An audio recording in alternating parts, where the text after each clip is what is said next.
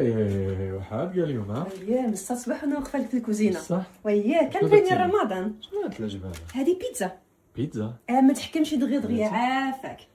يا ويلي ويلي على بيتزا هذه. والله الا حتى بيتزا، والله الا بيتزا. شنو فيها وعادك البيتزا صحيه. هذه؟ هذه نايا حكيت خيزو وحكيت بطاطا وحكيت شنو كيقولوا لي خضار هكذا. خيار. نو ماشي الخيار هو شنو هذه؟ القرعه. يا وحكيت القرعه وزدت ليها 3 البيضات. ايوا صافي غندخلها للفران وملي غادي تخرج غنزيد عليها لاصوص وغنزيد عليها فرomاج وغنزيد عليها كفته وغتولي بيتزا زوينه. ياك لالا. وهذه فيها العجينه ولا فين هي العجينه ديال البيتزا؟ لا ما كاينش العجينه هذيك هي الفكره. الناس اللي عندهم الحساسيه من الطحين وداك الشيء وهذه يقدروا ياكلوا بيتزا. ما فيها لا حساسيه لا والو. انا فيه الحساسيه.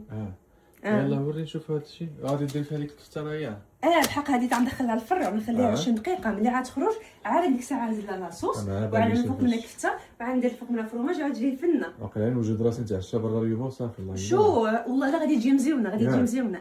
واخا تنشوفو تنذوقوها ونشوف. وما خليش تذوق منها انت اصلا عيبتيها في الاخر. هانا سيدي كي جيتك بيتزا ولا ماشي بيتزا؟ تقول غير بيتزا. كيفاش تقول غير بيتزا؟ راها بيتزا بصح. بيتزا هذه والله لا ودي هذه شريتيها واقيلا. لا والله ما شريتها هي صافي. هذه هي هذه وصحيه ولذيذه وكل شيء داكشي وما عاد قيصاشي. يلا ماشي قلتي غادي تكوموندي ما عرف شنو. عاد كنت كنضحك معاك. لا لا ما قيصاشي. على كنت كنضحك معاك صح. بغيتي تاكلها؟ ما كرهناش والله ما كرهنا.